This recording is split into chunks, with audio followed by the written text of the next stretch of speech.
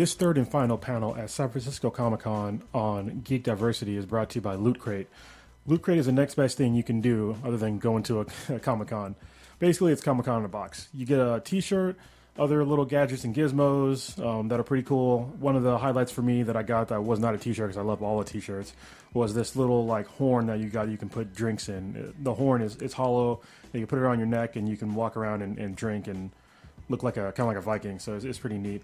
Also, a lesser known thing is Loot Crate also has different types of loot crates that you can get. Loot Gaming is one that's obviously specific to gaming. Loot Pets, that's what Stitch gets for his dogs.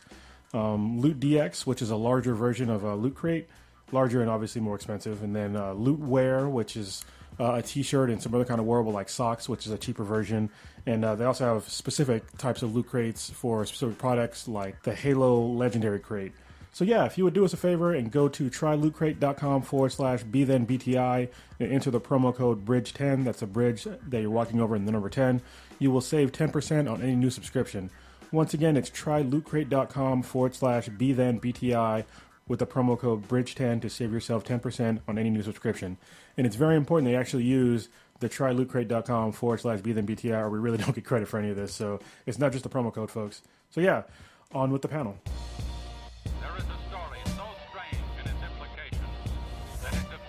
All right. Well, welcome. Thank you guys for joining us. We're going to get started here. My name is Prodigy on Blacker Than Black Times Infinity's podcast.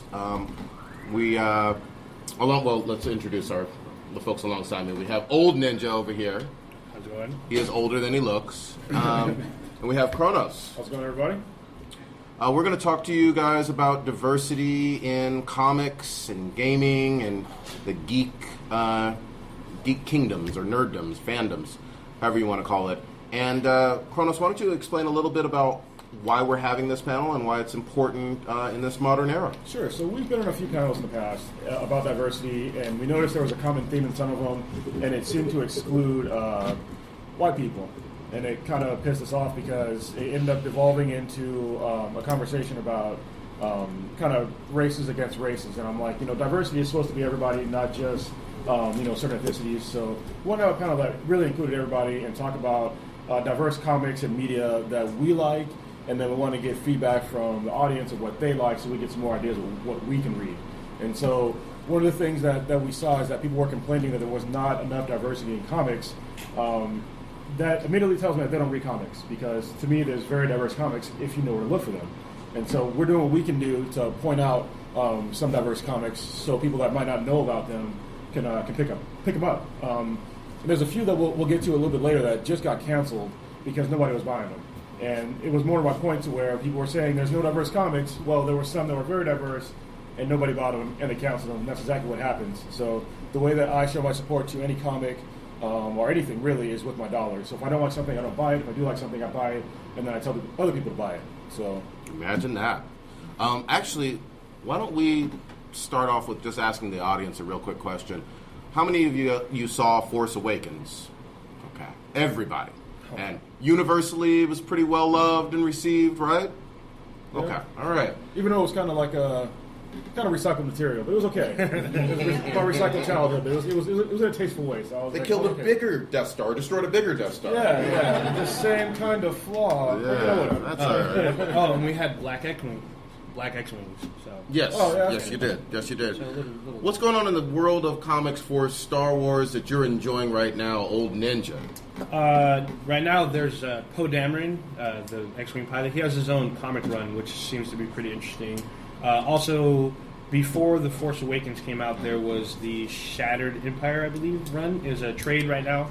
It actually shows Poe Dameron's parents and how they interacted with the 3 stars from the movies. So Luke, Han, Leia, they all have adventures with Poe's parents, and then it literally ends with Poe's mom talking about her pregnancy.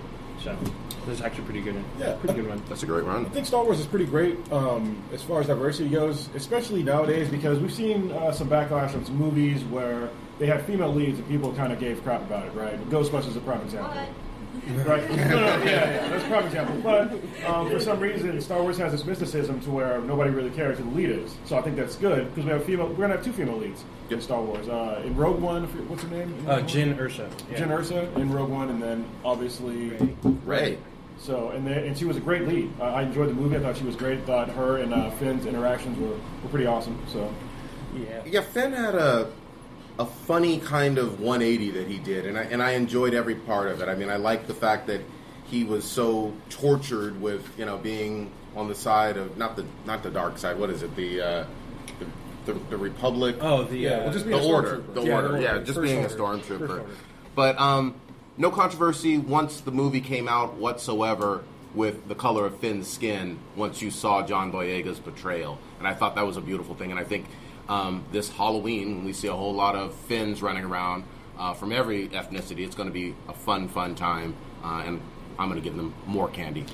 More so. Actually, no, we didn't see very many Finns on the floor. You guys ain't seen any cosplayer as Finn? No? It's a whole lot of Rays. A lot of Rays. I saw a lot of Rays. You saw 2 Finns? Cool. I've yet to see Finn. I've seen Rey. I'm surprised there's no Rey in here yet. I'm going to throw one piece of shade, though, just a little. I thought that Captain Phasma didn't do anything. No, she didn't. Yeah, I was very disappointed because she was great in Game of Thrones. Yeah. I wanted so much more, and for her to have like her own name and title and all this other stuff, I was like, well, she didn't do much. But I love Traitor, TR-8R, that stormtrooper. Yeah, the guy with the baton, TR-8R. Or TR. Yeah, TR-8R, Traitor, It's not his call sign. That's what I'm going to call him. Yeah, that's what everybody calls him.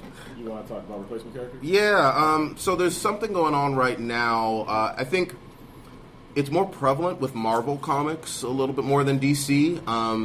And it's, to use our own kind of unique term, replacement characters in a lot of ways. Some people see it as a negative, some people see it as positive and progress. But replacement characters are when you have a really iconic character in comic book history, probably with decades worth of history, and that character is replaced typically by someone with a different gender or ethnicity. And so some of the prime examples, actually, K0nus, why don't you give some of the examples of replacement characters? Yeah, so one of the prime examples nowadays is the new Thor. She's female. She's actually a really good character. I was very skeptical when I first read they're going to change Thor, but the story, they made it right. So I was like, as long as the story's correct, I don't really care what gender ethnicity the character is. We also have a new Hulk, Amadeus Cho. He's an Asian teenage Korean American. It's Korean American. Yeah, and he's a teenager, so it's a much different Hulk. And right now, there's no what's his name? Bruce Banner is dead. Yeah. So they had to have another character for him. I didn't think Bruce Banner really had to die, but. Whatever. That hurt me deeply. Yeah, he's a huge Hulk fan. So. As someone who grew up with like Hulk introducing me to comics, basically Hulk and Batman, not having Bruce Banner alive, even though they will bring him back because comics are comics. Yeah, I shed a thug tear. Yeah, and now we have Riri Williams, who's going to be the new. They say Iron Man, but it's not going to be Iron Man. It's going to be Iron Heart. I believe that's going to be her new name, and.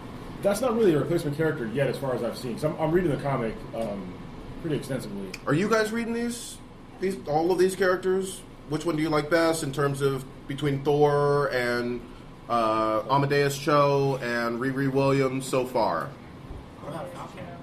Falcon. You think that's a replacement character? He's Captain America. Okay, there we go. Yeah. That was kind of. I think what they did with Captain America was almost. Disrespectful. When they said that he was in Hydra, I was like, come on, man. But I know they're changing that around. Yeah. But I mean, still, I can understand, I guess, Falcon taking over because Captain America became old, right?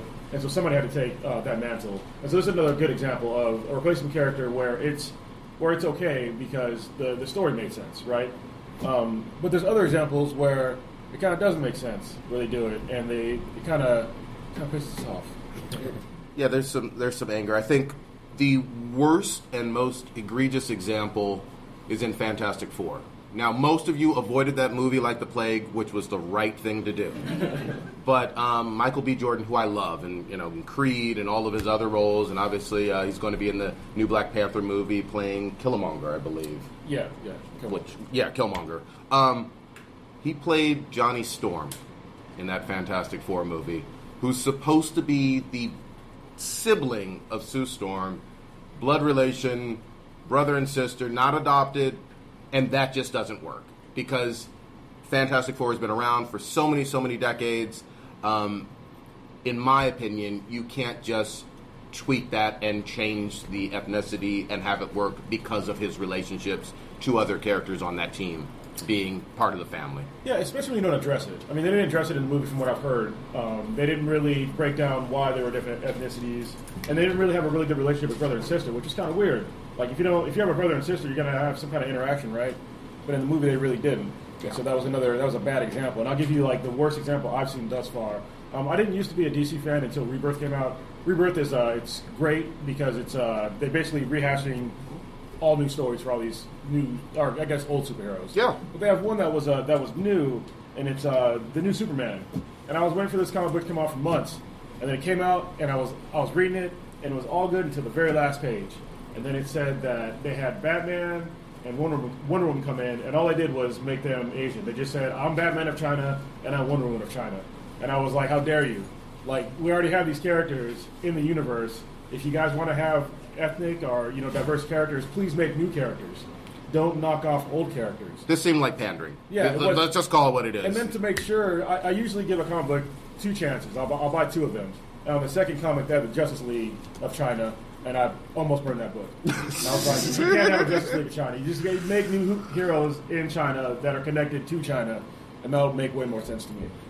Yeah. Actually, one of the newer heroes out there is Superwoman, who's been out there. I think that's a good story about There's how... 2 of them, yeah. There's Superman, Supergirl, and Superwoman, where Superwoman attains her powers, but it's slowly killing her. So that's like a character that I don't want to give it too much away. You got to pick it up, but it's a character we all know, and she acquires her powers. She just doesn't show up out of nowhere, and it makes better sense that way. Taking an established character and changing him to have something new about them, something new generate within them, and versus just showing up and saying, "Hey, I can lift up a boulder." That's the one where they split the powers, right? Yeah, they do. But I mean, I don't want to give too much away because it's a good comic. One of the things that I enjoy the most, though, out of comics right now is just the fact that anybody can write whatever character they choose. And, for example, I'm loving DC Rebirth's Wonder Woman. I know that every other issue they're continuing one of the origin storylines, and I can't remember his name, but there's a male writer, and then on the other, every odd issue, there's a female writer that's doing an excellent job. It's important that we don't try to put people in these silos from a writer or creator standpoint where you're a black writer and you can only write black characters, you're a female writer and you can only write female characters. I think it's dangerous and a little bit divisive, to be honest with you. And then the other really quick example is, Christopher Priest is writing Deathstroke right now and knocking it out of the park. And I only knew him from writing Black Panther back in the day, and I thought he did an amazing job on that. But to see him with this established character who I already loved, and him getting that opportunity is fun. So, just wanted to put that out there. And then, last example I would say is Michael Bendis, Brian Michael Bendis, creating Miles Morales, one of my favorite newer characters, who's not a replacement of Spider-Man.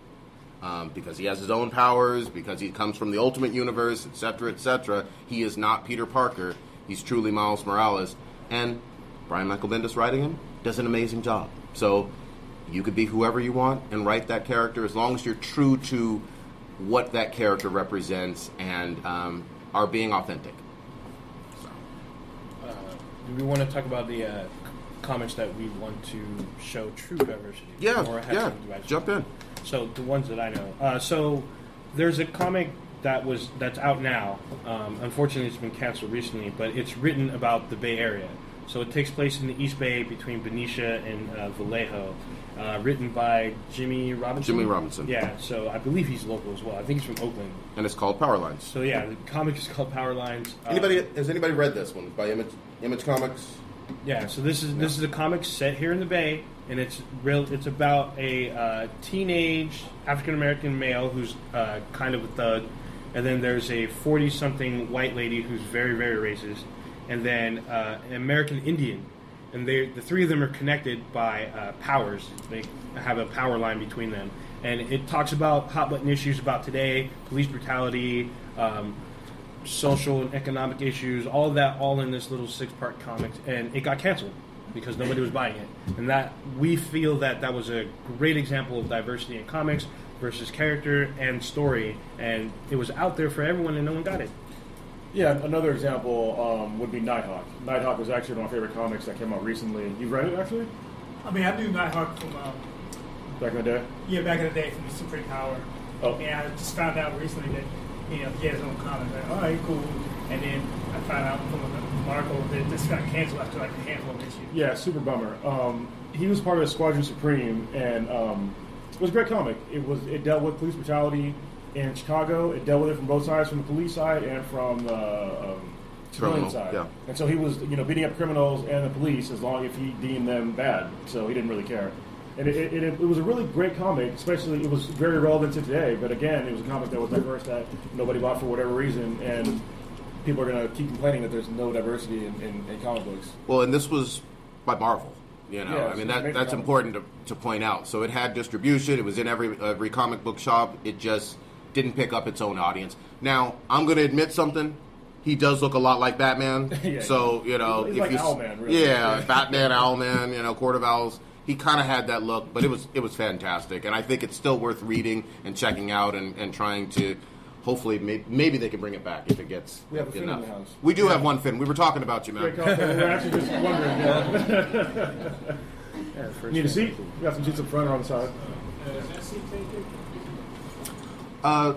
Let's switch gears a little bit. You want to talk about raccoons? Just a sec.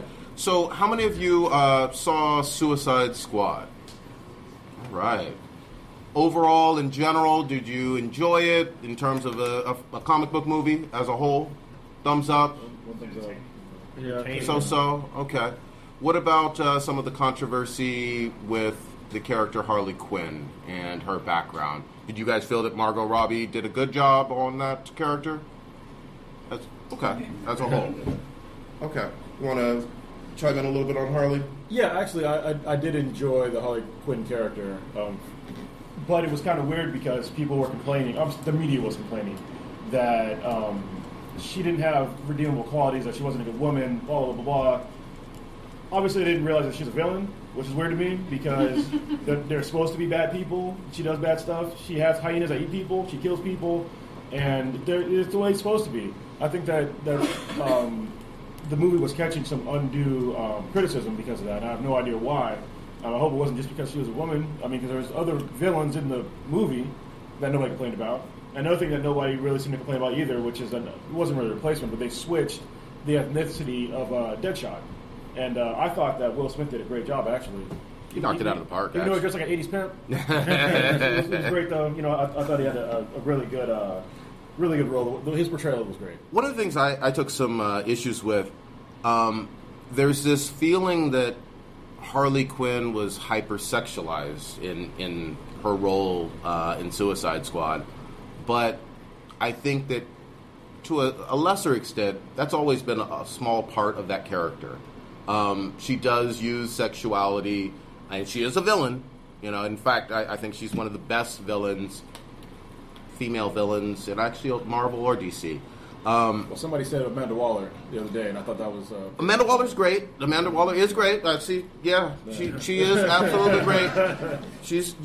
I think she toes that line in terms of working for the government, whereas Harley is her own kind of entity of evilness or whatever. But I didn't particularly have a problem with how Harley was dressed. I want to see more of what Margot Robbie's going to do with that character. But I don't think that you can take Harley Quinn and remove, quote-unquote, all sexualization or sexuality from her. I think it's a small part, not all, but a small part of that character, along with the evil, heinous hyenas killing people and the mallet going pow. Yeah, I think part of it, too, was that they didn't have the relationship between the Joker and Harley Quinn written correctly.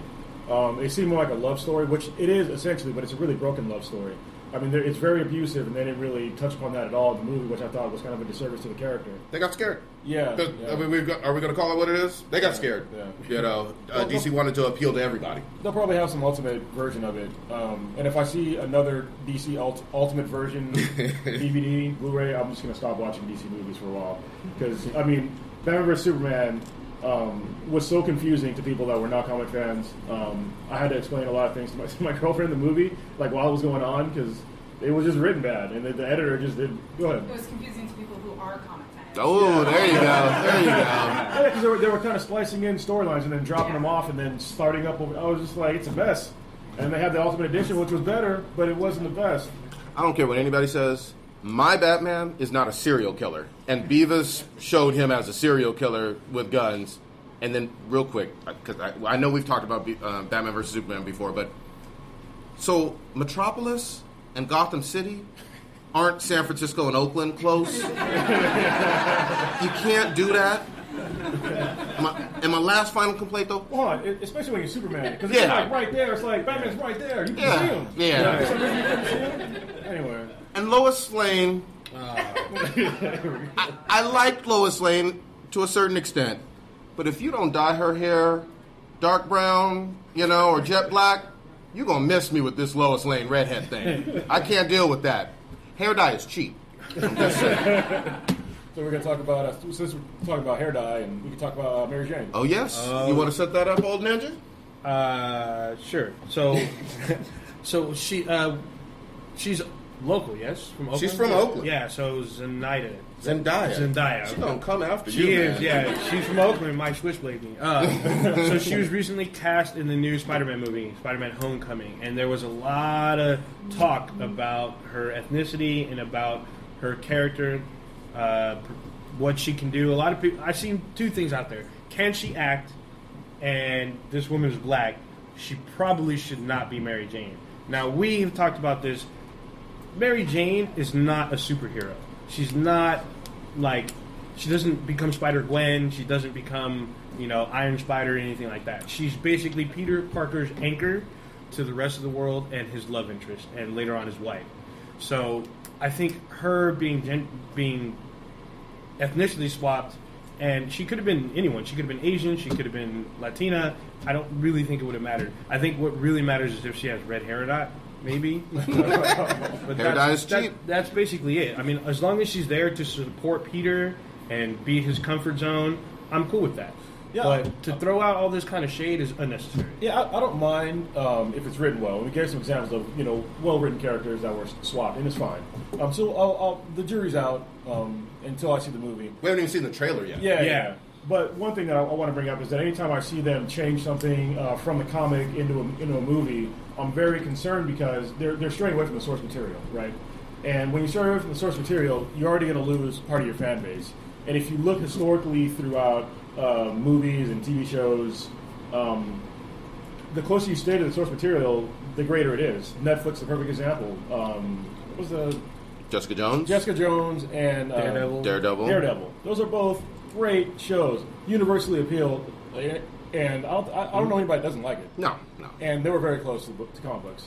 So absolutely. Who's watching The Flash? All right. Everybody loves it. I've given this example. Sorry to some of the folks who have heard the panel from yesterday or Friday, but The Flash has the best black family on TV. I'm just going to say it again. Joe and Iris and Wally and the way they interact with Barry Allen is just touching. It is a very diverse cast. There is no pandering whatsoever. There is just a sense of these people working together to make this city the best place it could possibly be. And they didn't go out of their way to make it a point to saying that, hey, this is a black family, this is what they're doing. It's just a family. Yep. I like that they did that. Yep. And when Barry calls Joe Dad, hey, that's it's beautiful and it's touching. So I can't wait for season 3. Yeah, but I think at first when I watched The Flash, I didn't like Joe at all. I thought he was going to be the stereotypical buddy cop, it was going to be like Lethal Weapon kind of. You thought he was going to be the guy from Law and Order. I did. He was just going to be there and be like, "Oh, you can do it, Barry. Just go out there and beat up bad guys." But no, he became Yoda to me. Yes, he always had words of wisdom, and having Barry, like Prodigy said, call him Dad. Just like it kind of took me out for a minute. I'm like, yeah, they are a family. And the way he had Iris is a little complicated, though. But Yeah, that is weird. Yeah, it is weird. So, yeah, now that you think about it, they're like, oh, he's trying to make out with this chick. But Iris, I think what Marvel is trying to do with Zendaya is make the kind of change that DC did with Iris and the Flash, because Iris is white with red hair, I believe, in the something comics, like that, right? Yeah, she might be brunette. Yeah, I can't remember her hair color. But that Candace Patton or whatever, she's just knocked it out of the park so much that that's always going to be Iris to me. Yeah, and I'm glad for that. She's good. Did anyone go to Heroes and Villains Fan Fest last weekend? San Jose? In San Jose? No. So Iris was there, and she was on a Flash panel, and she's really funny. And she talked about her experience on the show, and it's just like everyone on their show, they treat each other like family. They're really close to each other, and like when someone's killed off, they're actually really sad about it. So, and they actually had like grievances about it. Like some of them, the guy who played Eddie Thawne on the show, he was on the panel, and it had been a while since the two of them seen each other, so they're like hugging a lot and like almost crying almost because that's how close they were on the set.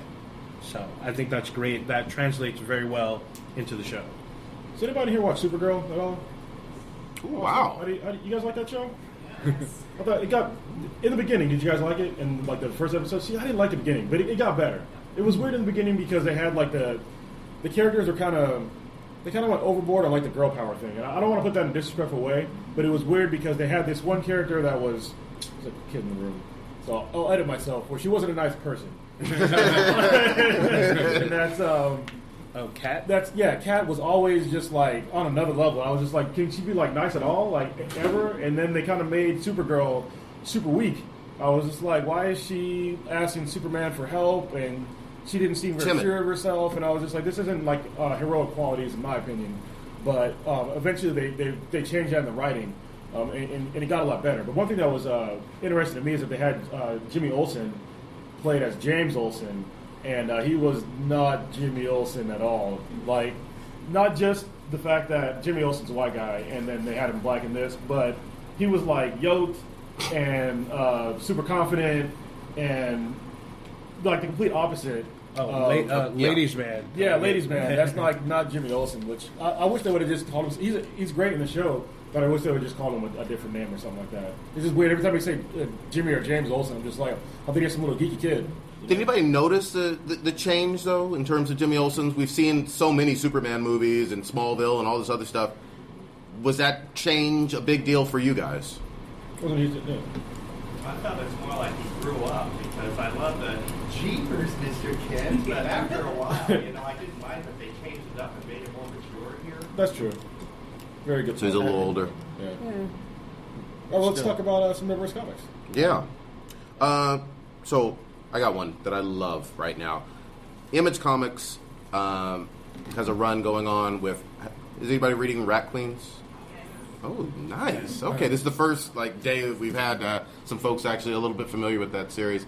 For those of you who don't know, it is Lord of the Rings with girls doing adult, mature things, but in a very comedic manner. And I absolutely love everything about it. Every one of those trade paperbacks that I'm reading on that, I'm just laughing and staying up late trying to read and enjoy every single one of those characters. And it's a diverse group as well with, you got your female orcs and wizards and mages and all of that stuff. So I think that that's one of the best examples of, a comic that is for everybody but has female leads, and it's easy to digest and relate to every single one of those characters. So that's one of my recommendations. We got another in the back. Yes? No, you said Rat Queens. Rat Queens, yes. Image Comics.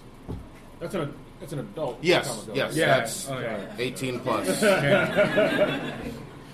We have to let people know sometimes. Some of the comics we're going to recommend are definitely adult comics. So Mature. Yeah. We'll let you know if they're kid appropriate ones. Like this one is kid appropriate. Is The Ultimates. Anybody reading that? It's like one of the best comics to come after Secret Wars, in my opinion. It's got a really diverse group of team members, which I always forget every single one, so I have to read from the list. Sorry. It's Blue Marvel, who's actually the first black superhero that's written by a black person. Yes, So it's Black pretty author, awesome. Yeah. What's he got? Kevin Kr0nus. He has a French last name, French so it's last hard. But most of you have probably seen him if you've ever watched the Underworld series. He's the big lichen guy. He's a big, giant black guy. He has a really deep voice. He's also in I, Frankenstein. He also wrote the comic and wrote the screenplay for that movie as well. So he wrote for Marvel, got his character introduced into the Ultimates. Yeah, and he's been gone for a long time. Basically, he was a character that he's like an antimatter. Yeah, antimatter. Yeah. Superstar. Basically, he's like Superman, sort of. Yeah. So, but he went away for a long time because he was kind of doxxed. He took off his helmet, and then the government saw who he was, and then they basically made him stop being a superhero. And so now he's coming back as one of the sort of like a leader of the Ultimates. Yes, along with Carol Danvers. Yeah, Carol Danvers is also in it. Who was Captain Marvel. Everybody knows Captain Marvel. Miss America, which is a terrible name. I wish they would change her name. Miss America, really? Yeah, it just doesn't work. And then Spectrum, and also the Black Panther. And what they're doing is they're going to fix what's wrong with the universe after the events of Secret Wars. Basically, the universe is fractured, time and space are all broken. People just haven't noticed yet, so they're trying to proactively fix it before it gets bad again. Repeat the name of the comic. The Ultimates. Yeah. Yeah, the latest run. I think there was an older run, but the latest one is it's good. So who watched Captain America Civil War? All right, everybody. And universally, we thumbs up. All right. And 2, all right. Favorite character in there, Black Panther or Spider-Man, or who'd you like best? I'm going to say Black Panther because he was not the typical guy on revenge, and once you realize what was actually going on, he kind of let all that hatred go and started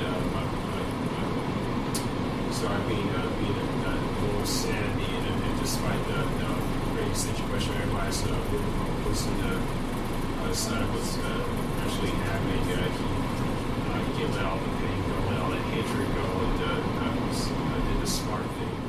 Yeah, he actually. I like Civil War as well, even though I wish they would have called it Captain America versus Iron Man, because it wasn't Civil War. But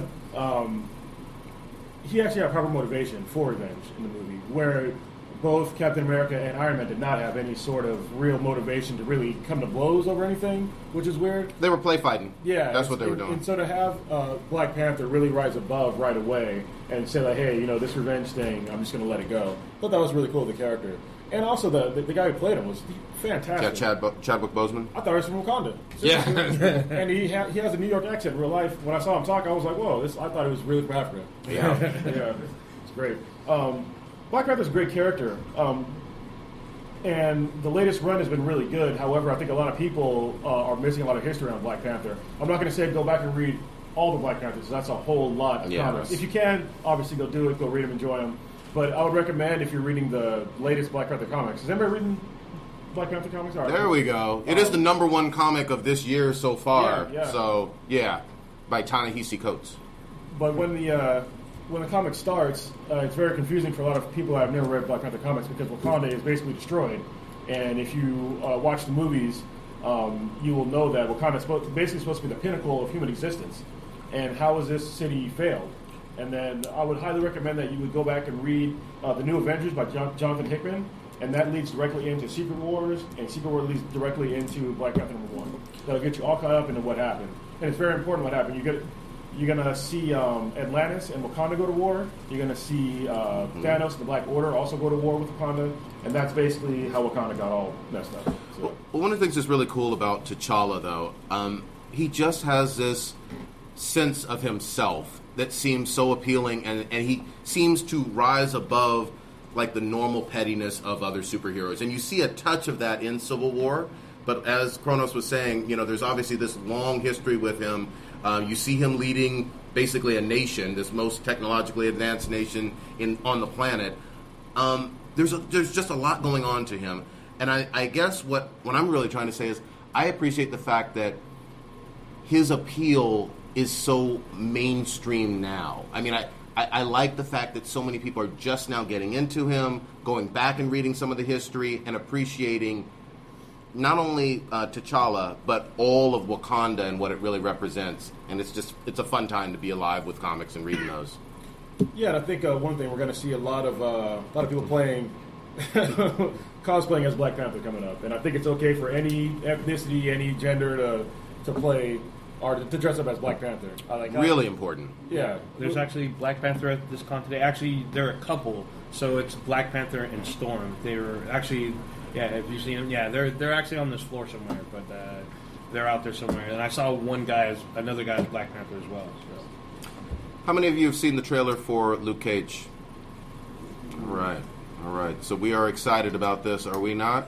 Yes. Okay. It seems like Netflix has already established themselves with the Marvel franchises, where no matter what they produce, we're going to just see it and support it because we've already established a trust bond with them, which is great and fantastic.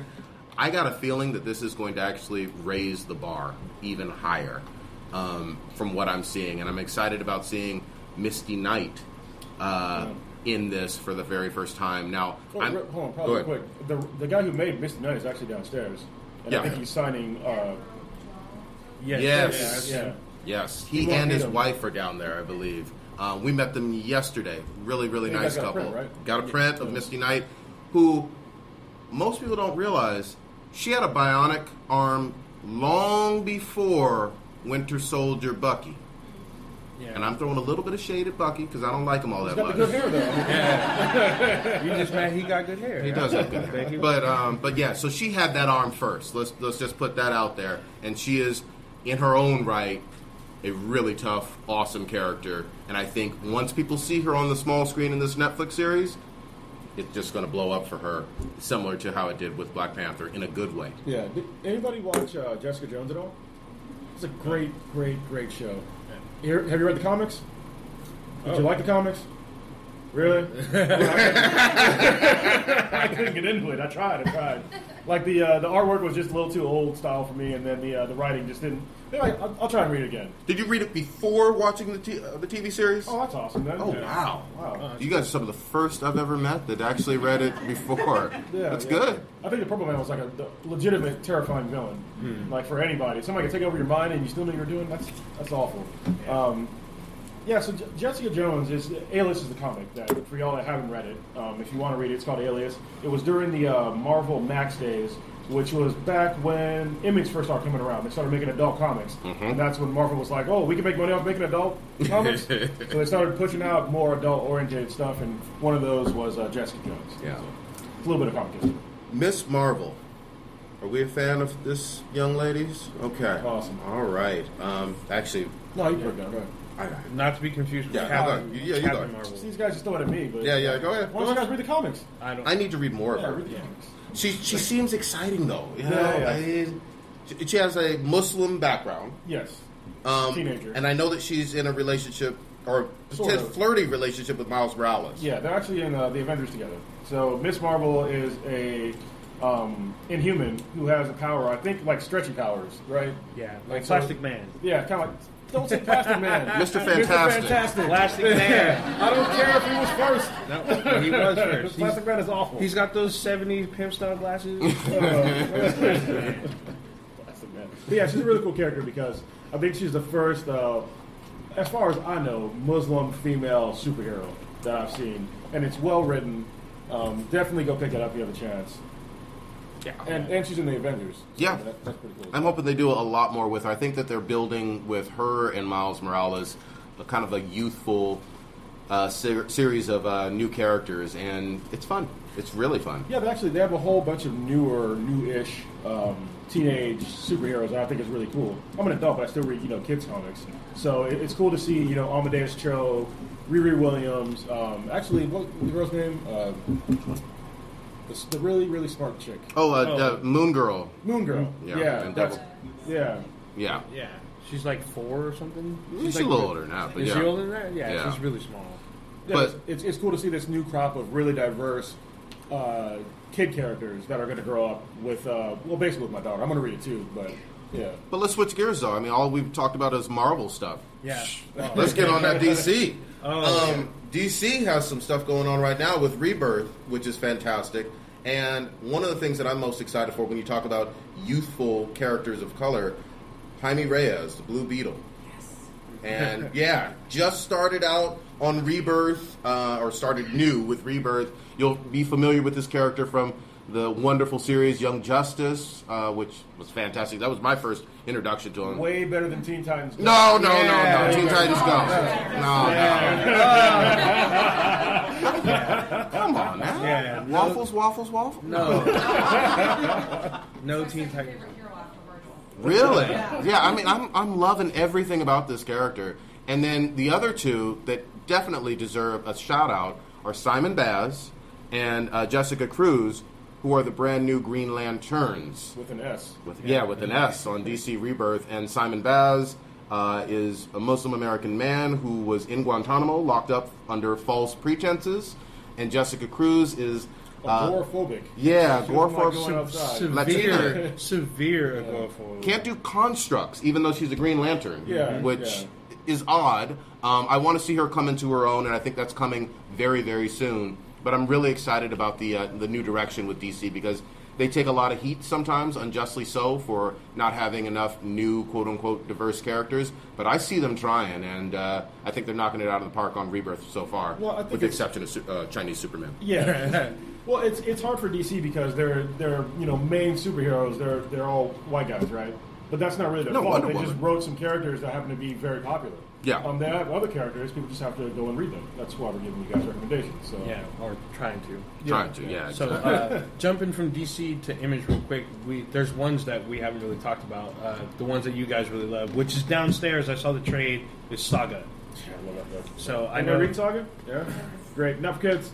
Page 3, enough kids. So, do you want to go into that? Because I'm probably going to pick it up. Real quickly, I was just going to say that I like the fact that there's alien races, and in there's both straight and gay relationships. Yeah, transgender people too. Yes. Yeah, now. So. And there's all types of relationships with aliens and quote unquote human-like creatures, and there's a war going on, and they'll show everything.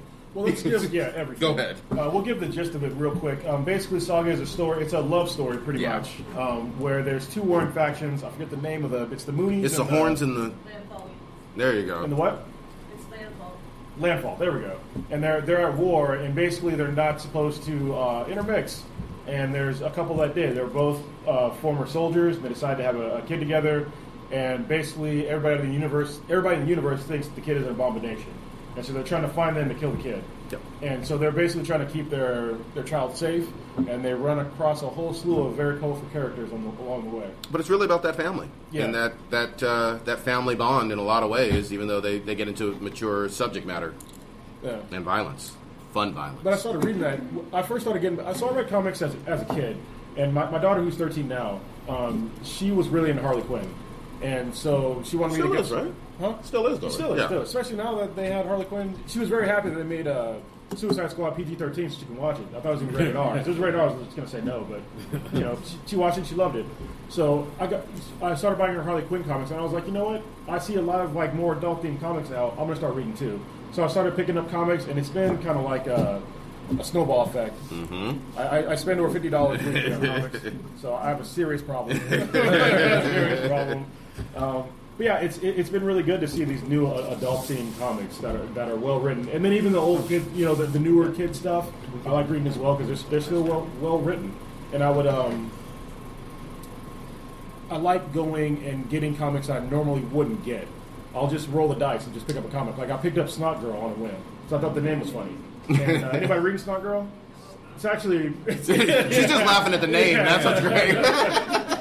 So Snot Girl is a Image comic. I'm not sure if it's adult or not yet because I haven't seen any real cursing or any nudity or anything. Only one issue, right? Yeah, only one issue. But it's about a fashion blogger who has bad allergies. So she tears up and snot goes everywhere, especially when she's nervous. So it's pretty funny. And at the end, somebody dies in some weird fashion, and I don't know how the person died. I'm going to buy number 2 to find out, though. Yeah, exactly. So, yeah. Another comic that I got introduced to by the guys on the panel is East of West. This is another mature comic. This is not for kids, but it's basically about the 4 horsemen who come back to a alternate future Earth, and they're here to bring the apocalypse. And it's about this one guy actually kind of revolts and trying to stop them. And there's a lot of crazy, diverse characters and weird technology, but it's really about this man trying to protect his family and stopping these people from destroying the whole world. So Yeah, that was fun. yeah, I haven't gotten through currently, but that one's a really like severe dystopian just mature comic. It's really well written by Jonathan Hickman, which we talked about on our podcast. We love Jonathan Hickman. Yeah, exactly. To read it. Absolutely. We highly recommend that because that's another diverse comic that's out there. Very mature subject matter. And it's also a really cool comic because of the way that it's written. Or not written, but drawn. Nick Dragotta does a very good job at writing it. It basically looks like, what do you call it? It's like a Western. Western. Yeah. It looks like a Western. Mm-hmm. And the way that he colors of some of the panels are really cool as well because he has different color palettes for each 4 Horsemen of the Apocalypse, which you didn't... Did you mention that? No, Yeah. I did not. So there's 4 Horsemen of the Apocalypse is in the book, and he just the way that he draws it is really cool. Like Death is white, and so anytime he's in the screen, it's like whitewashed out. So it seems really cool. So what makes you try a brand new comic? Anybody? Like when you see something actually on the shelf, what draws you to it? Artwork, and if I'm familiar with the writer. Okay, Right. so you go for any writers that you look for? Christopher Priest, There you Mark go. Waid, Brian Bendis, Alan Nice. Moore. Well, I don't know about Alan Moore Reginald anymore. Hudlin. I Okay. like Reginald Hudlin's run on Black Panther. Yeah, that was. right now. So, That was the one that was actually on BET, right? I believe So so. they took one of the comics and they put it on BET. It was like page for page out of the comic, and they made a show out of it. I think it was a while his. back. The Who is the Black Panther one? Yeah. yeah, I think so. What's other people? I mean, give me a minute to write them all down. That's all right. A bunch of people. Yeah, if I'm like not necessarily like coming with the artist, but if I just look through it like, oh, it's cool, you know, I'll check it out, and take it home, or I'll give it some like stuff like that. Nice, All right. nice. So I like the artwork, and the writing's really good, and I like art. You'll give it a chance. Yeah. That's oh, good. Frank Miller, of course. There we go. You sensitive thing. You raising your hand? Yeah. I read, I'm looking for a comic, and it makes me laugh. Ah. That's what I like. Okay. I mean, really gritty's okay, but after a while, I feel like I've lost my teeth. Yeah. Yeah. That's why I've been reading Invader Zim. Everybody wants Invader Zim back then. So the comic came out again, and it's hilarious when I'm reading it because the show is in my head. I read all the characters as the voices in the actual cartoons. That's a fun one. That's a great. That's super Yeah, fun. and then there's also I Hate Fairyland, which there's 2 different versions. Actually, no. There's 2 different versions, but it's not for kids. It's about it's about a kid who's, I think she was like 15 or 16 or something like that, and she goes to this fairyland, and she gets stuck there, and she's the same age for like 30 years. And so she looks exactly the same, but she's really like in her, I think, like 40s or 30s or something like that. And so she curses, and like there's like a lot of gore, and it's just funny because you think it's all like cutesy, but then things are like dying in this perfect way. So it's actually a really good comic. It's by Scotty Young, I believe. So. Let's switch gears a little bit. Who's loving sci-fi right now, or science fiction as a whole? All right, and what about what Sci-Fi Channel is producing? Okay, You guys watch The Expanse? Watch The Expanse. only one person is watching The Yeah. One Expanse. person? It's Wow. great. Okay. That's the best sci-fi show on TV right now, by far, in my opinion. So far. No, that's just universal opinion. The Expanse is, again, going back to diversity, an extremely diverse cast. It's in space, but there's no robots or aliens, which is odd. I've never seen a live-action TV show without that from a science fiction standpoint. But it all works because you have people on Mars, you have people on Earth, you have the Belters, and the drama is all there, plus the action, and it's just fun. And we actually interviewed one of the stars of that show. Actually, 2 of the stars.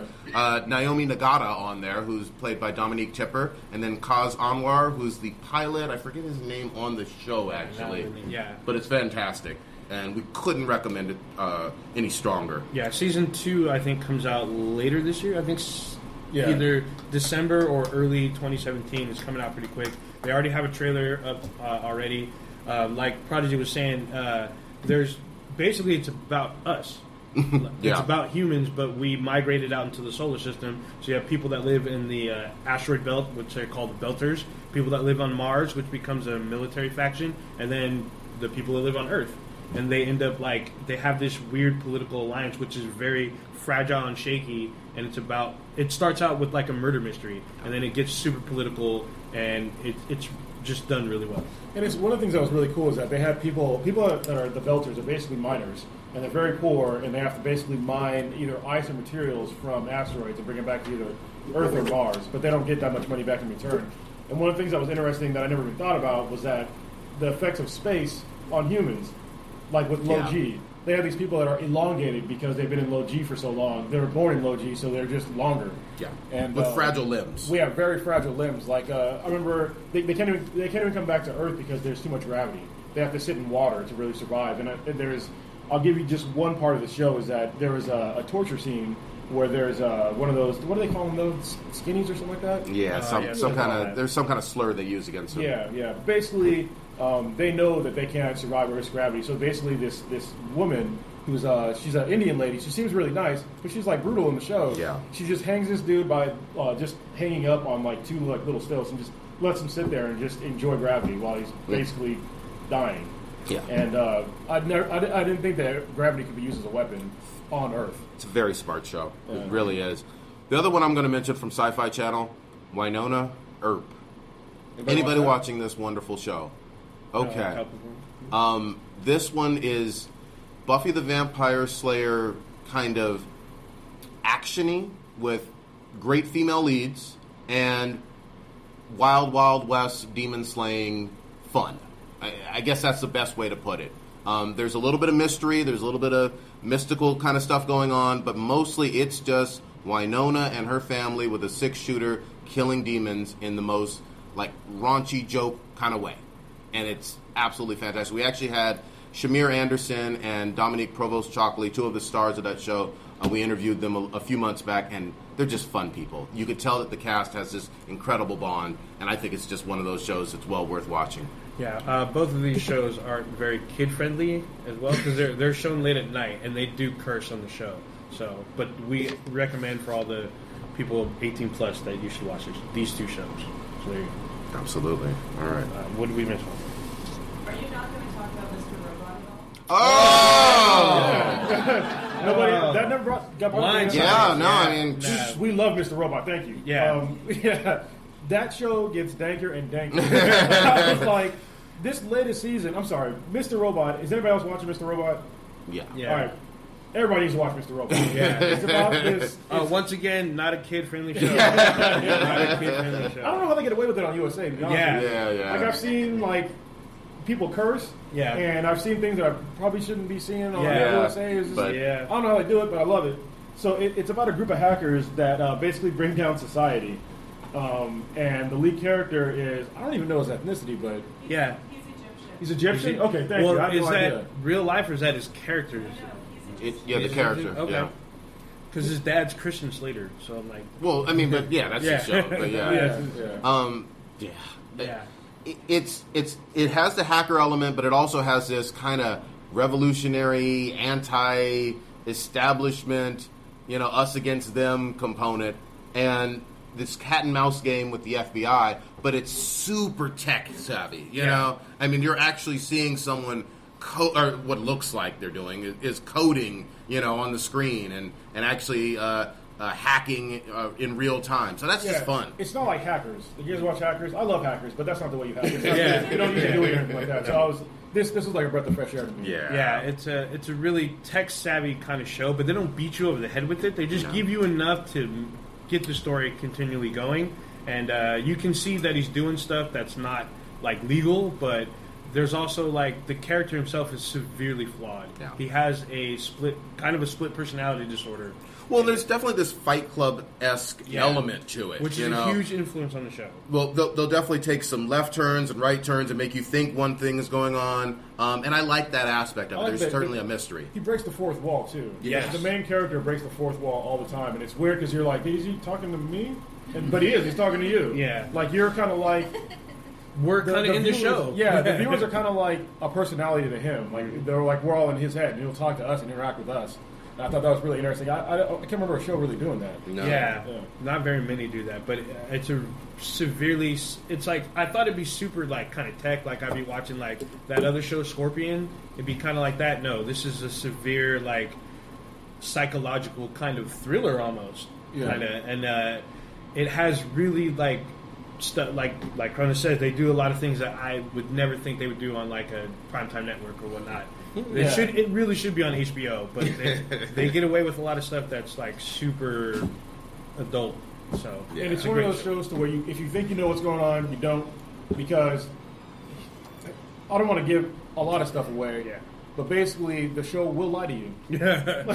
and you won't know until It's they're on the released. show. Yeah, it's pretty crazy. We on the podcast we review every episode we can Yeah. on the show. We go pretty in depth, but if you're into really like crazy psychologically like and tech savvy, we highly recommend Mr. Robot. Anybody watch Stranger Things? Love that show. If you have not, you're doing yourself a disservice. Yeah. Favorite character? Skeptical Negro. Best character ever. This kid doesn't believe in anything. He's great. Yeah, you got to watch the show. There's this kid in there. I forget his name, but he doesn't want to believe in anything supernatural. But all his buddies are kind of going along with it. Even when he sees supernatural stuff happen, he's just It's like, nah. that ain't me. But it's a great show. It's who made the show? I forget the name of the writers.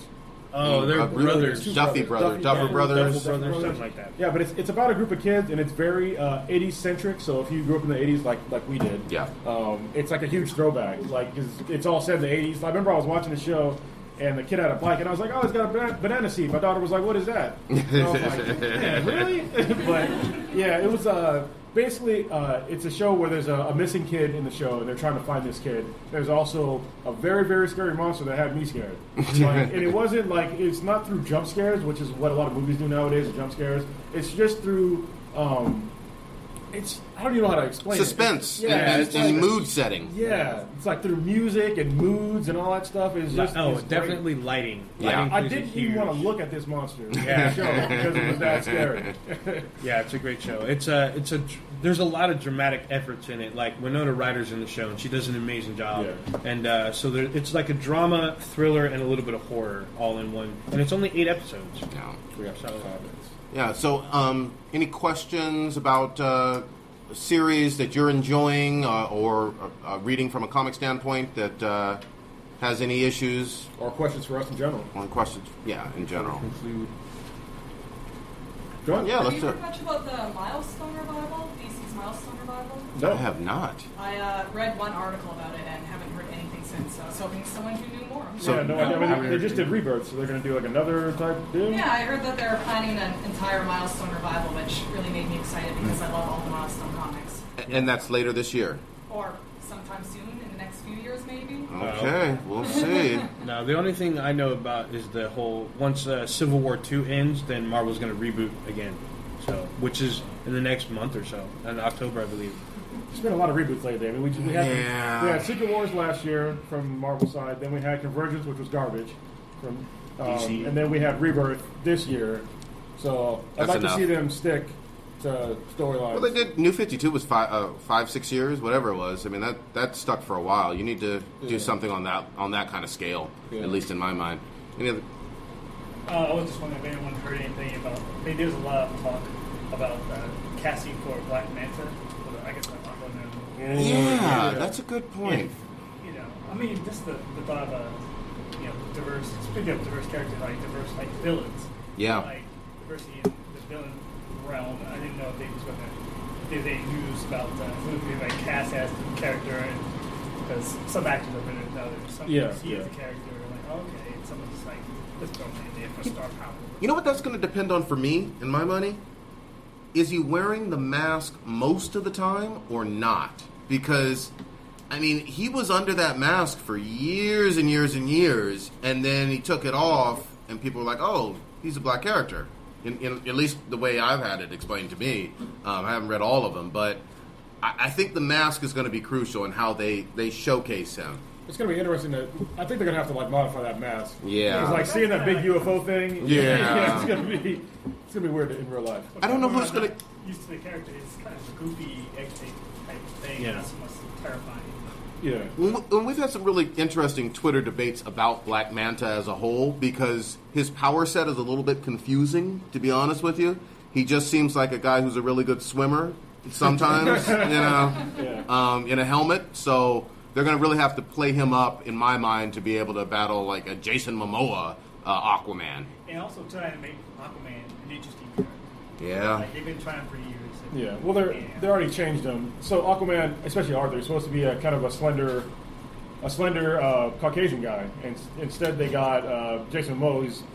I still want to see him as in the role, but he's like this young Polynesian dude, and I'm just like, all right, well, I guess we'll see how it's going to work out, because he's not going to be the Arthur that I know. Yeah, it's drastically going to be different. The thing that worried me a little bit is the director, was it James Wan? Yeah, something like that. Saying that he's DC's Wolverine, Which he's not. But that's awful. and that made I'm like, yeah, you know what Wolverine is? I mean, that made me scratch my head a little bit. So I'm on board. I'm hoping for good things with the DC extended universe, but if they just get Slade, Wilson, Deathstroke right, that's enough for me. All right, I think it's the last question. Question in the back.